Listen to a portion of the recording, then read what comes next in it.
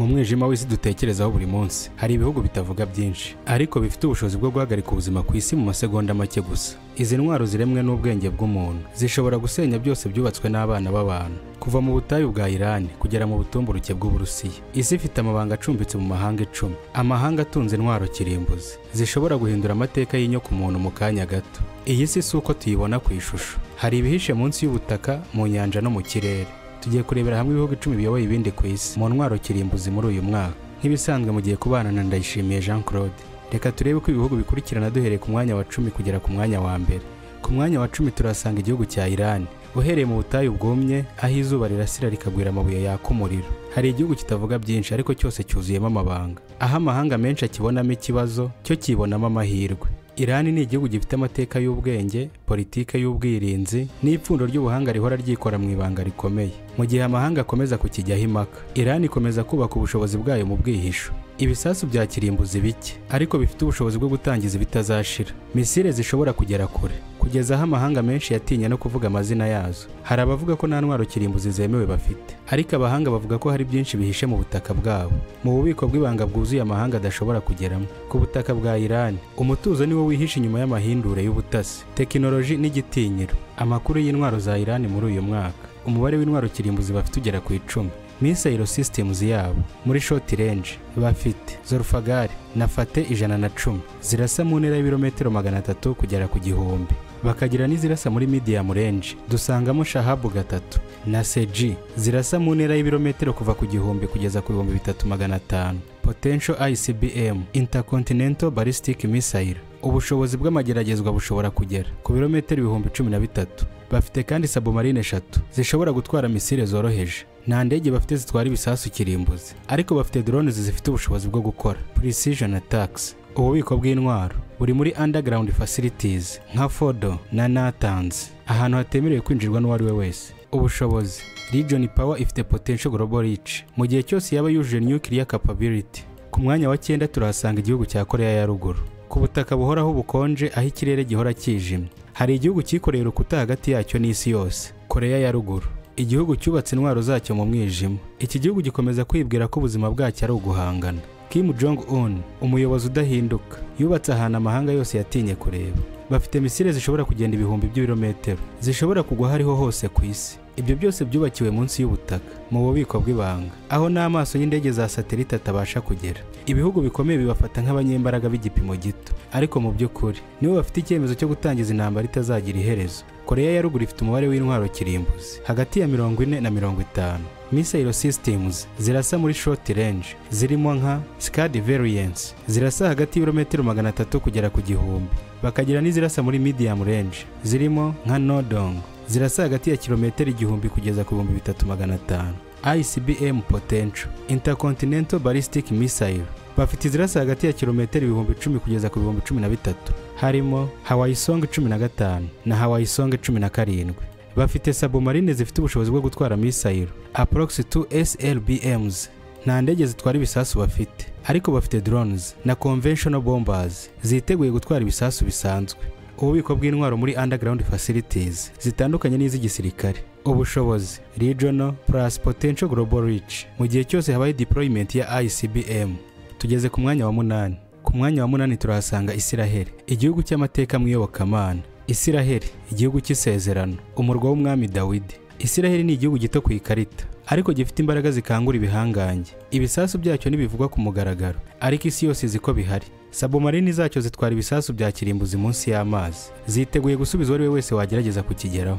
Ibyo byose mu gihugu gifite ubuso buto cyane, ariko ubuhanga bwacyo bikavugwa ko ari bwo bwa mbere mu bihugu byose byo ku isi. Iri ni ryo banga rya Isiraheli, nta byinshi ivuga ariko byose irabishobora. Isiraheli ifite intwaro kirimbuzi zigera kuri 90. Missile systems zirasa muri short range kuva ku birometero 80 kugera ku birometero 300, harimo iyitwa Jericho 1. Bakagira izirasa muri medium range kuva ku birometero 500 kugera ku birometero 1500, harimo izwi cyane nka Jericho 2.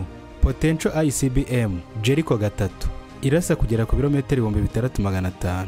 Submarines 6 Dolphin class zishobora gutwara nuclear capable missile. Nta ndege zitwara ibisasu kirimbuzi zizwi, ariko bafite F-15 na F-16 bombers ziteguye gutwara ibisasu by'indege bisanzwe.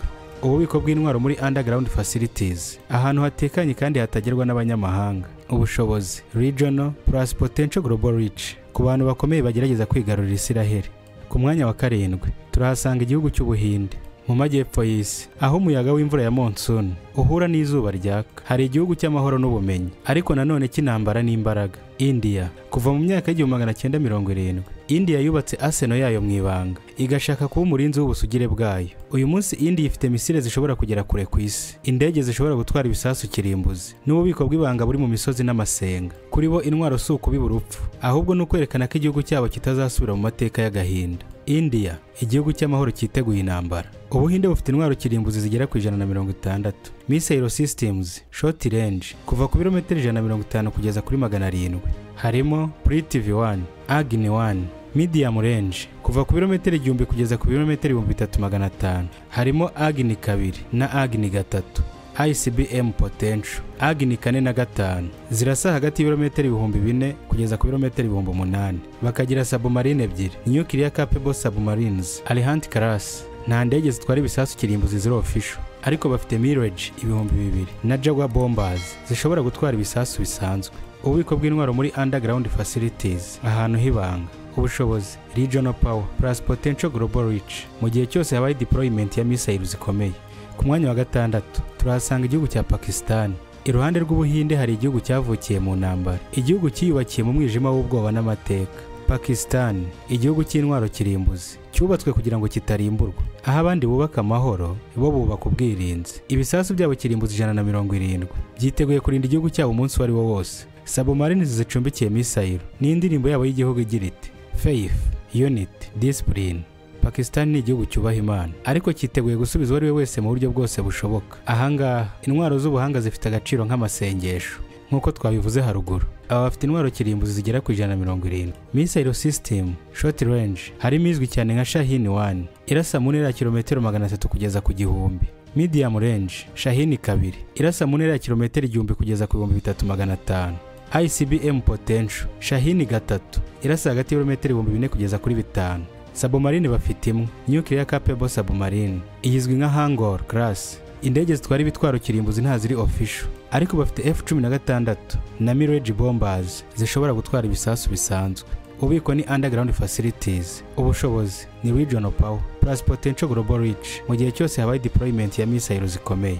Ku mwanya wa 5 turahasanga igihugu cy'Ubwongereza, ku kirwa cyuzuye imvura n'amateka, aho ubwami bwaho bwigeze gutegeka isi yose. Ubwongereza bwahinduye uburyo bw'intwaro. Submarine enye zambaye ibisasu bya kirimbuzi ziri mu nyanja, buri imwe ifite ubushobozi bwo gusenya igihugu cyose. Nta kintu kigaragara, nta kugaragaza imbaraga, ariko mu bwihisho bahora biteguye. Ku isi yose iki gihugu gifatwa nk'icy'amahoro, ariko mu nyanja hari icyuma cy'ubutasi cyitwa Trident, cyiteguye gukora icyo isi yose yatinya kuvuga. Ubwongereza bubitse intwaro kirimbuzi zigera kuri 225. Missile system submarine launched ballistic missile Trident 2 D5. Bafite submarine enye, Vanguard class nuclear submarines zishobora gutwara SLBMs, indege zitwara ibisasu kirimbuzi nta ziri official, ariko bafite Tornado bombers n'ibikoresho byo gutwara conventional nukes. Ububiko bw'intwaro ni underground facilities. Ubushobozi ni global reach. SLBMs zishobora kugera ku ntego z'isi yose. Ku mwanya wa 4 turasanga igihugu cy'Ubufaransa. Mu butaka buvuga ururimi rw'urukundo, hari igihugu gifite intwaro z'urupfu. Ubufaransa ni igihugu gishingiye ku buhanga, diplomasi n'amateka, ariko gikomeje kugira ijwi ry'ubushobozi. Submarine zacyo na missile zishobora kugera kure, n'indege zambaye ibisasu ziguruka hejuru y'inyanja. Ubufaransa ni buvuga byinshi mu by'intwaro, ariko iyi si yose ihungabanya buhita bwerekana ko nabwo bufite ikibariro cy'umuriro. Ubufaransa bufite intwaro kirimbuzi zigera kuri 290. Missile systems submarine launched ballistic missile izwi nka M51. Bafite air launched nuclear missile ASMPA misile kuri Rafale bombers. Bafite submarine enye, Triomphane class nuclear submarines, indege zitwara ibisasu kirimbuzi. Rafale bombers ziteguye gutwara ASMPA missile. Ububiko bw'intwaro ni underground facilities no kuri submarine base. Ubushobozi regional plus global reach kubera CLBMs na air launched missile. Ku mwanya wa 3 turahasanga Ubushinwa. Mu butaka bw'igihangange cyubaka isi y'ejo, hari igihugu kigerageza kugira imbaraga zihwanye n'ubwenge bwacyo. Ubushinwa, igihugu kitakifuza gukurikira, ahubwo cyifuza kuyobora. Nubwo Ubushinwa bufite ibisasu bike ugereranyije na Amerika, ubuhanga bwabwo mu gukora hypersonic missiles butuma isi yose ihagarika umutima. Munsi y'ubutaka bwa Gansu hari ububiko buvugwamo misiri ibihumbi ziteguye kugera aho zishaka mu masegonda. Mu Bushinwa intwaro si icyubahiro, ni uburyo bwo kwibutsa isi ko nta gihugu gikwiye kugerageza kubayobora ku gahato. Ubushinwa bufite intwaro kirimbuzi zigera kuri 350. Missile system short range harimo DF-11 na DF-15 zirasa mu ntera ya kilometero 500 kugera ku gihumbi. Medium range harimo DF-21 na DF-26. ICBM potential harimo DF-31 na DF-41 zirasa mu ntera ya kilometero 12,000 kugera kuri 15. Bafite submarine ziri hagati ya 6 n'8. Nuclear capable submarines G class. Indege zitwara ibisasu kirimbuzi ntaziri official, ariko bafite H-6 bombers zishobora gutwara ibisasu bisanzwe. Ububiko bw'intwaro buri muri underground silos n'ibindi byihishe. Byinshi byubatswe muri Gobi Desert. Ubushobozi regional power plus potential global reach kubera SLBMs na ICBMs. Tugeze ku mwanya wa kabiri. Turasanga igihugu cya Leta Zunze Ubumwe za Amerika. Ni igihugu cyanditse amateka y'intwaro kirimbuzi, aho byose byatangiriye mu 1945 ubwo Hiroshima yahindukaga ivu. Amerika ifite ibisasu kirimbuzi 5428. Indege zayo, submarine n'imijugujugu byayo bishobora kugera aho bashaka ku isi hose. Nibo ba nyiri Trident 2, Minuteman 3, B-52 na Stealth bombers. Ibi bikoresho byose bishobora kugera ku ntego nawe ubibonye. Amerika ifite ububiko bw'ibanga, underground bases, n'ubushobozi bwo gusubiza igitero mu masegonda 30 gusa. Nk'uko twabivuze, Amerika ifite ibitwaro kirimbuzi bisaga 5428. Missile systems, ICBMs, Minuteman 3, around 400 deployed. Submarine launched ballistic missile, Trident 2 D5, around 1000 warheads. Bakagira kandi air launched nuclear missile, B2 Spirit na B52 bombers, around 200 warheads. Bafite kandi submarine 14, Ohio class nuclear submarines zishobora gutwara CLBMs. Bafite indege zitwara ibisasu kirimbuzi, B2 na B52 bombers. Ububiko bw'intwaro muri underground silos, naval base na air force base. Ubushobozi global reach bushobora kugera ku ntego zose ku isi mu gihe cy'amasegonda, kandi bakagira ubushobozi bwo gusubiza ibitero mu masegonda 30 gusa. Ariko ku rundi ruhande nibo bafite ubwoba bwinshi kurusha abandi, kuko bazi neza ko intambara ya kirimbuzi nta ntsinzi yibamo. Ku mwanya wa mbere turahasanga igihugu cy'Uburusiya, aho urubura rwinshi rumanuka rugahindura umutima w'abantu. Hari igihugu cyubatse imbaraga zitari zarigeze zibaho ku isi, Uburusiya. Ibisasu kirimbuzi 5459 nibyo aba bagabo babitse. Submarines ziri munsi y'amazi y'ubururu bw'amajyaruguru, misile ziri mu butaka bwa Siberia, n'indege zishobora gutwara urupfu ku murongo w'isi yose. Ibi byose bikora nk'ubutumwa ku isi. Uburusiya nk'uko tumaze kubibona bufite ibitwaro kirimbuzi bigera ku 5459.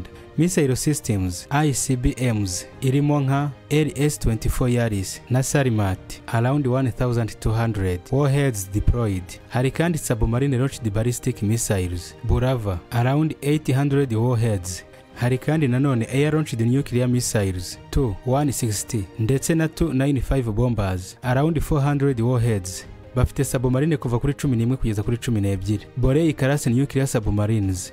Ububiko bw'intwaro muri underground silos, secret bunkers n'ahandi hateguye kubika intwaro z'igihe kirekire. Ubushobozi global reach. Ibi byose bikora nk'ubutumwa ku isi. Putin avuga ko intwaro ari uburinzi bw'igihugu, ariko isi yose zikari imbaraga z'umuriro zishobora guhindura isi ivu mu kanya nk'ako guhumbya. Mu gihe ibindi bihugu bikora ubushakashatsi, Uburusiya bwo buratega amatwi, kuko bazi ko igihe kizagera aho ijambo rimwe rizahindura amateka y'inyoko muntu burundu. Ibi ni ibihugu 10 bifite imbaraga zirenze imyumvire. Intwaro zabo zishobora guhindura isi mu masegonda 60 gusa, ariko ikibazo nyacyo si uko bazifite, ahubwo ni igihe bazazikoresha. Nongeye kubashimira cyane mwese twabanye muri kino kiganiro, ngira ngo ngusabe wowe utakora subscribe uyikore, dukomeze kubana mu bindi biganiro bikurikira. Sawa, ibihe byiza, Imana ikomeze kuba mu ruhande rwanyu.